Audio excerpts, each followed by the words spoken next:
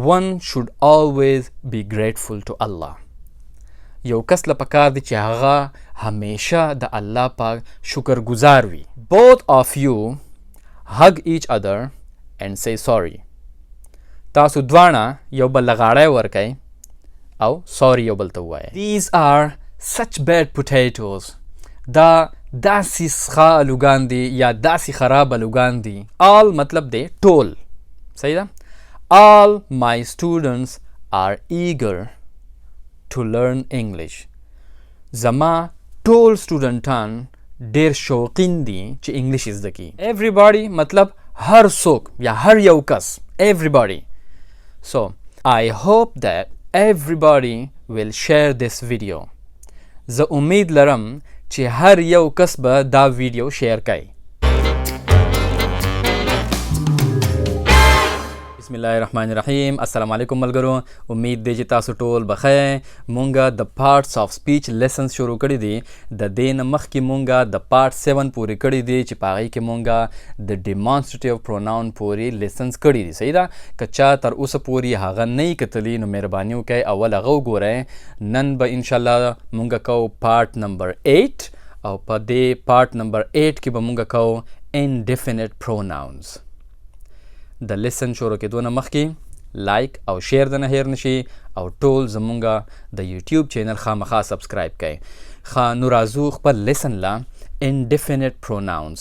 نننې لیسن ډیر زیات اهم دی او زما تاسو ټولو ته دا ریکویسټ دی چې ویډیو خامخا تر اخره پورې وګورئ ځکه چې په دې کې به تاسو ډیر زیات ټکي زده کوئ کم چې په عام ژوند کې ډیر زیات استعمالیږي او زیاتره خلک په هغې کې غلطیانې کوي او نه پوهیږي پې. صحیح ده؟ نو نننې لیسن ډیر زیات اهم دی او د ویډیو په اخره کې به زه تاسو له د پریکټس دپاره ایکسرسایز هم در کوم. صحیح ده؟ نو ویډیو خامخا تر اخره پورې وګورئ او یو وعده زما سره بله وکړئ چې دا ویډیو به هر یو کس خامخا شیر کوئ. صحیح ده؟ ځکه چې ما تاسو ته ووایي چې دا ډیر زیات اهم دی. صحیح ده؟ ښه نو راځو خپل لیسن له indefinite pronouns.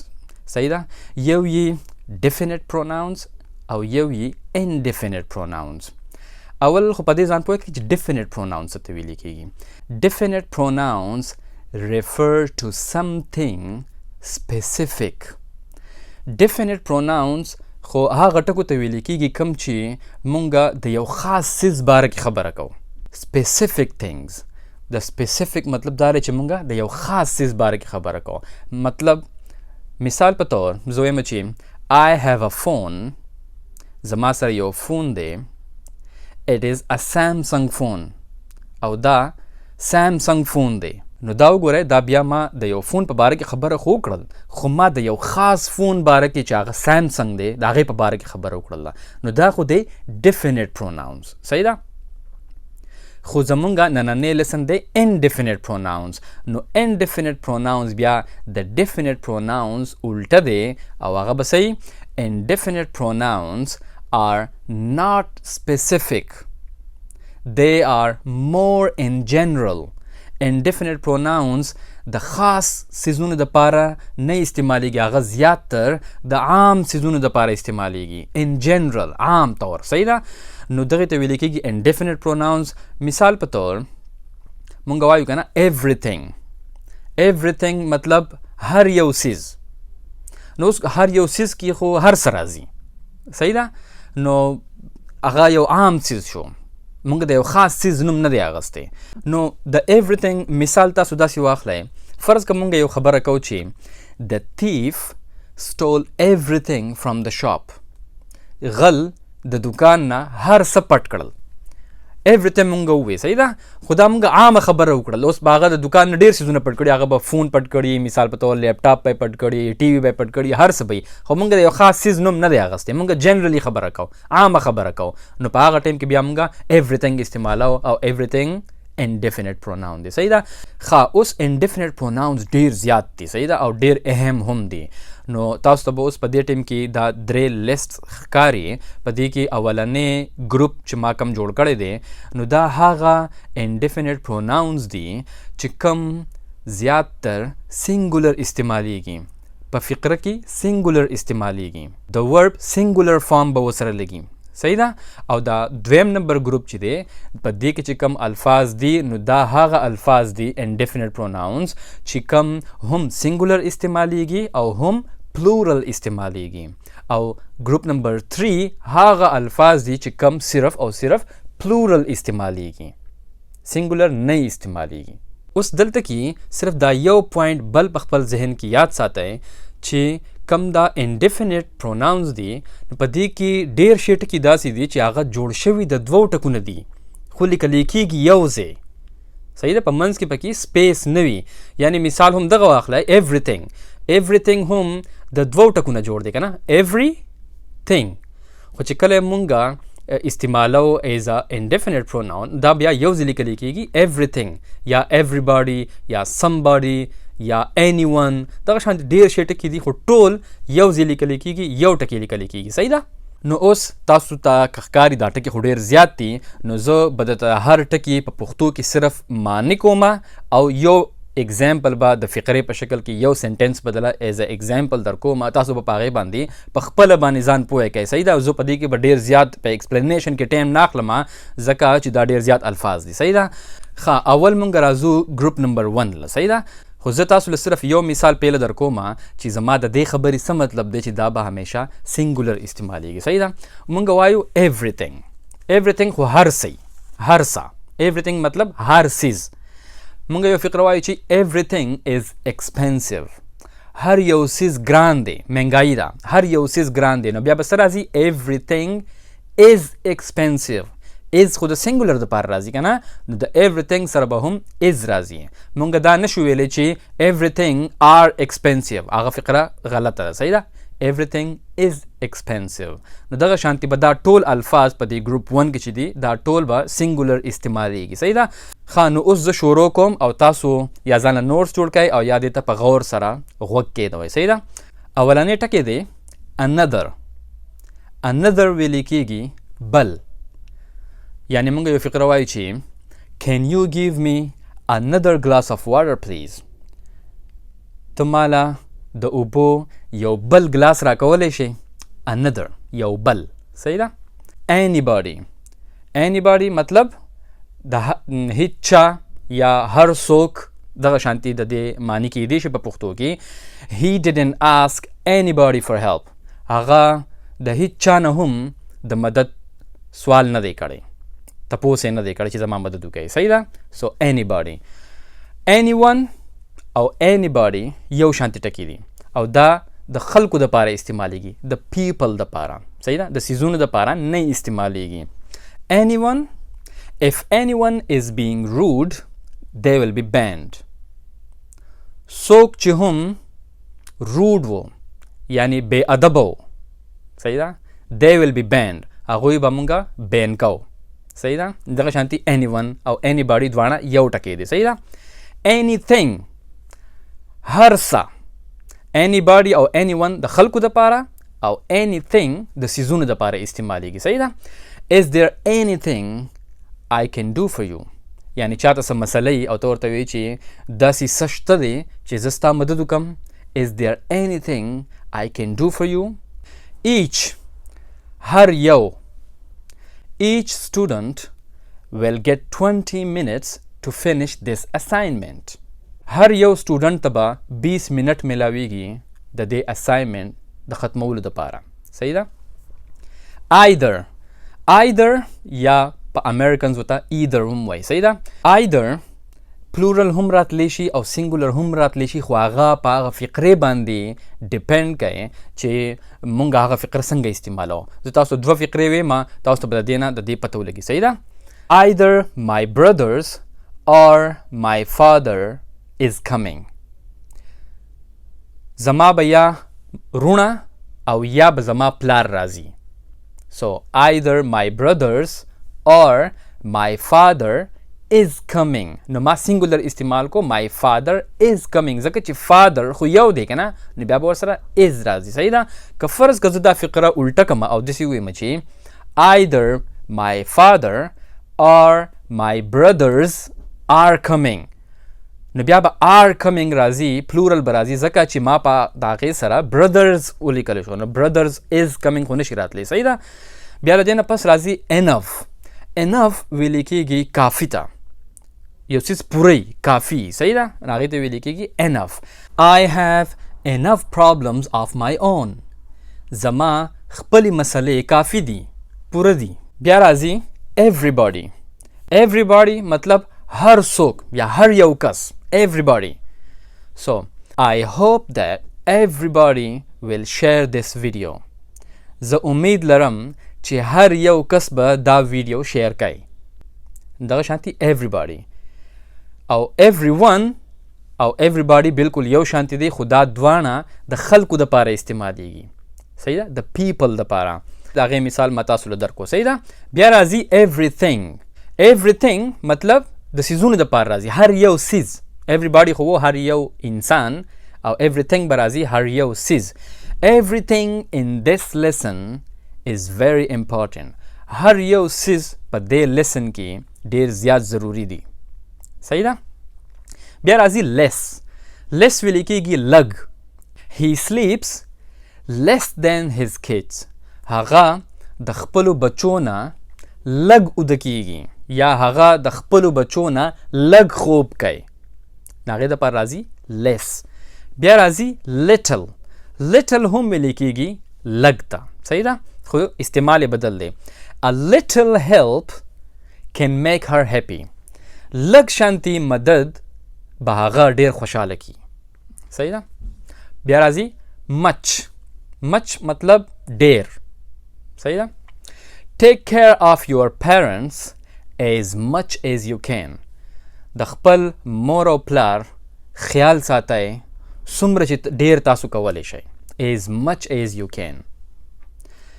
بیا دی neither یا امریکنز ورته وایي neither، صحیح ده. neither ویل کېږي نه، صحیح ده، خو neither زیاتتر په هغه فقره کې استعمالیږي کله چې موږ د دوو څیزونو په باره کې خبره کوو چې نه دا څیز او نه دا څیز. سو د یو دپاره به neither راځي او د دویم نه دپاره به nor راځي، nor، صحیح ده. نو مثال په طور موږ یو فقره وایو چې neither Amir was invited nor Khalid. نه امیر ته دعوت ورکړی شوی و او نه خالد ته، دغه شانتي neither استعمالیږي. بیا راځي nobody او no one. دا یو ټکی دی، صحیح ده، مطلب د دوانو یو دی، خو دا د خلکو دپاره راځي nobody.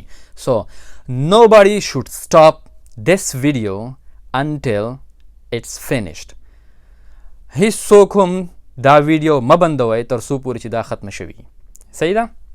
نو دغه شانتي nobody راځي او no one هم دغه شانتي راځي. یا تاسو مثال ورکولی شئ چې no one should ignore what I just said. هیڅوک هم دا خبره مه نظر انداز کوئ، کومه خبره چې ما اوس وکړله، یعنی دا ویډیو تر اخره پورې وګورئ، صحیح ده. ښه، بیا راځي nothing ویل کېږي هیڅ څیز هم نه. پهله خو nobody هغه د انسانانو دپاره راځي یا no one د انسانانو دپاره راځي، nothing د څیزونو دپاره راځي، صحیح ده. So nothing is impossible as the word itself says I am possible. دا یو فریز دی، یو محاوره ده. هیڅ څیز هم ناممکنه نه دی ځکه چې دا لفظ impossible په خپله باندې وایي چې I am possible، چې زه ممکن یم، صحیح ده. دا یو محاوره ده خو په مطلب به تاسو پوهی شوي یئ. بیا راځي one دا هم یو indefinite pronoun دی، یو مطلب د دې د هغه یو دی، هغه نمبر والا یو نه دی، صحیح ده. د هغه یو دی، اکثر موږ یو خبره کوو کنه چې one should always be grateful to Allah. یو کس له پکار دی چې هغه همیشه د الله پاک شکر گزار وي، صحیح ده. نو هغې دپاره بیا څه راځي one should always be grateful to Allah. بیا راځي other راځي نور یا بل، د دې دوانو دپاره استعمالیږي، صحیح ده. Maryam is different than other girls. مریم د نورو جنکو نه مختلف ده.